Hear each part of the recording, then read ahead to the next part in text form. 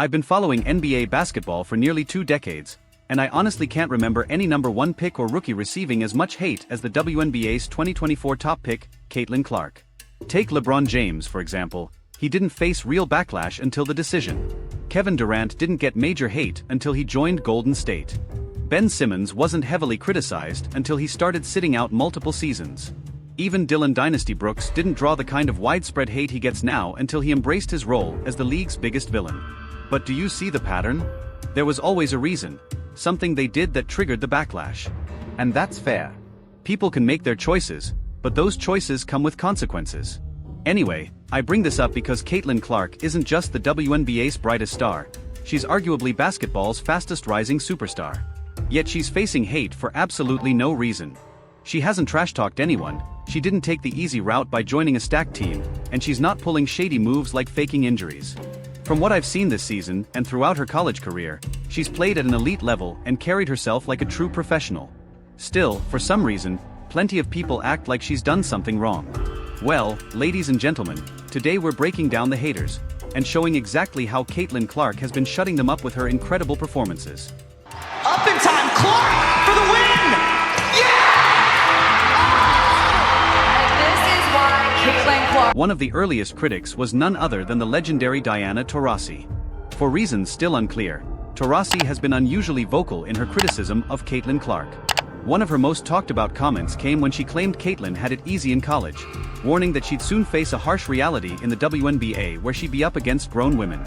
There's levels to this thing, and that's just life. We all went through it. Of course. And you see it on the NBA side, and you're going to see it on this side, where, you know, you look superhuman playing against 18-year-olds, but you're going to come with some grown women that have been playing professional basketball for a long time. Adding to that, before the 2024 WNBA draft, Diana Taurasi threw even more shade at Caitlin, saying that if it were up to her, Caitlin wouldn't have been the number 1 pick. I'm taking Paige. Next question.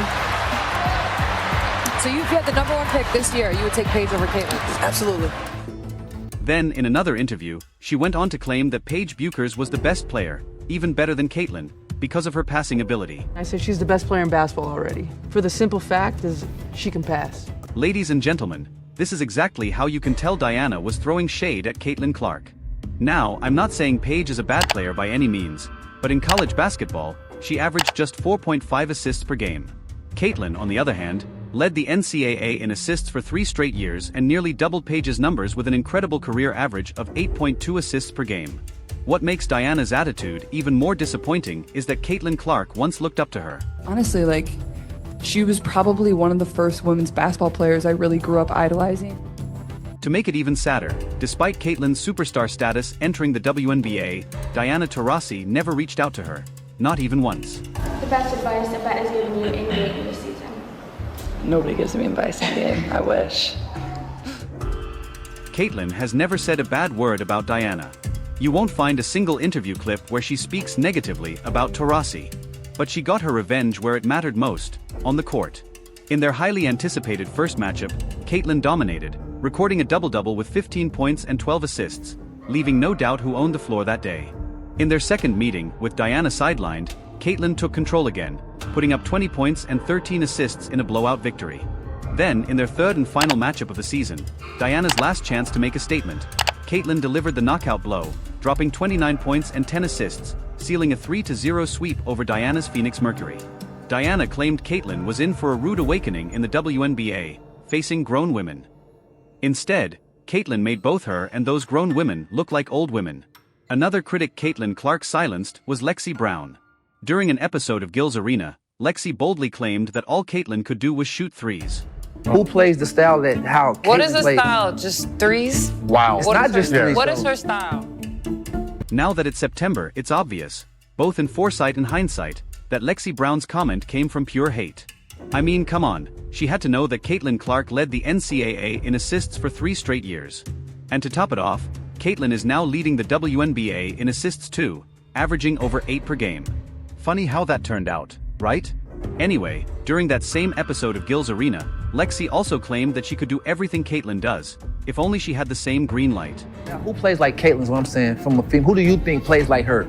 Haven't seen a female play like her. No, me either. That's all I'm saying. But I think it's like from a freedom standpoint too. I haven't seen a player with that type of green light before in college.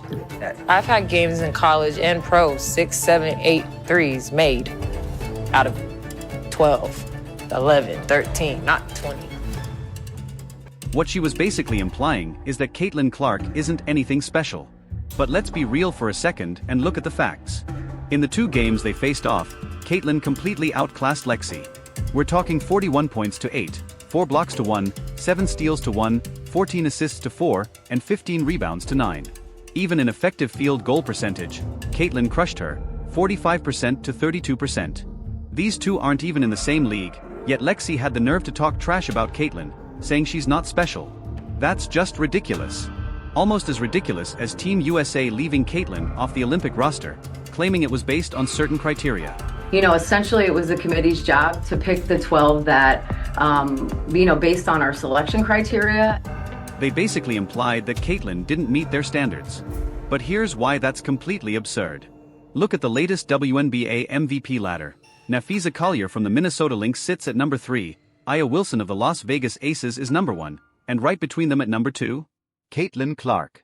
So what Team USA is essentially saying is that the second best player in the entire league somehow wasn't good enough to make the team. This is a player who took a bottom-tier franchise and turned them into a playoff contender, and since June, she's led them to become the 3rd best team in the WNBA. Shot clock at 14. Clark, step back, hits a 3! Caitlin Clark's dominance on the court is making the WNBA's critics look absolutely foolish. Next up is arguably Caitlin's biggest hater, Angel Reese. It's no secret that Angel has a strong dislike for her. From the 2023 NCAA championship to early moments in the WNBA season, when Angel smacked Caitlin on the head and even cheered on teammates who fouled her hard, to the All-Star weekend where she celebrated with the entire team right after Caitlin missed a half-court shot, Angel's behavior has made her grudge crystal clear. Whether it's jealousy or something deeper, Angel clearly has a problem with Caitlin. But Caitlin got her revenge in the WNBA, dominating Angel Chicago Sky with a 3-1 season series win in her rookie year. The real statement, though, came in their final meeting, a game that had everything on the line, including the Rookie of the Year conversation. Caitlin rose to the occasion, absolutely crushing it when it mattered most. She proved to the world that there's an ocean-sized gap between her and Angel Reese. They're simply not in the same category as players. Caitlin had already stacked up 31 points and 13 assists before checking out with 3:52 left in the 4th quarter, her team up by 27 points. Meanwhile, at that same point, Angel had just 5 points and 9 rebounds. The difference was undeniable. And the best part? Caitlin was laughing on the bench, sipping Gatorade and dancing, while Angel was stat padding in garbage time just to chase a double-double. Fans across social media immediately called her out, labeling her a stat padder, among other criticisms. That game officially cemented Caitlin Clark as a megastar, and made Angel Reese look like a desperate hater. It was the perfect revenge for someone who's been dealing with Angel's antics since day one. Another critic Caitlin silenced was WNBA legend Sheryl Swoopes. During an episode of Gil's Arena, Cheryl didn't hold back, taking the opportunity to completely trash-talk Caitlin. She's killing them, but you have a 25-year-old playing against a 20-year-old. Like, you should be killing them. Yeah. Clark right now probably takes about 40 shots a game. If you're going to break a record, to me, if it's legitimate, you have to break that record in the same amount of time that that player set it. Okay. Sheryl Swoopes claimed Caitlin was a 25-year-old competing against younger college players, when in reality, Caitlin was just 22 and playing against athletes her own age. She even exaggerated that Caitlin was taking 40 shots per game, though her actual average was only 22.7. On top of that, Cheryl downplayed Caitlin's accomplishments, calling her scoring title illegitimate. Later, when she praised the Indiana Fever, she mentioned several players by name, yet completely left Caitlin out. She sat up there and was applauding Indiana Fever players, but then forgot to mention Caitlin Clark. That was downright ridiculous. It's like praising Draymond and Clay while ignoring Curry, or talking about Rodman and Pippen but leaving out Michael Jordan. The truth is, Caitlin Clark is the Fever's top scorer and the team's assists leader. So to discuss the Fever without even mentioning her is beyond absurd. And how did Caitlin respond to Sheryl Swoopes? By doing absolutely nothing. Seriously, she hasn't said a single negative word. Meanwhile, Cheryl has been self-destructing publicly, getting into online spats with Stephen A. Smith, feuding with Nancy Lieberman, and watching her own reputation collapse. Her constant attacks on Caitlyn have only backfired, damaging her image across the league.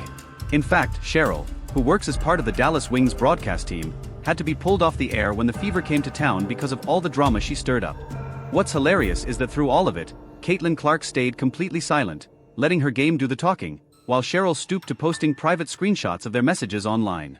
Fans have noticed too. One viral comment summed it up perfectly: Sheryl Swoopes sunk so low that now people actually agree with Stephen A. Smith.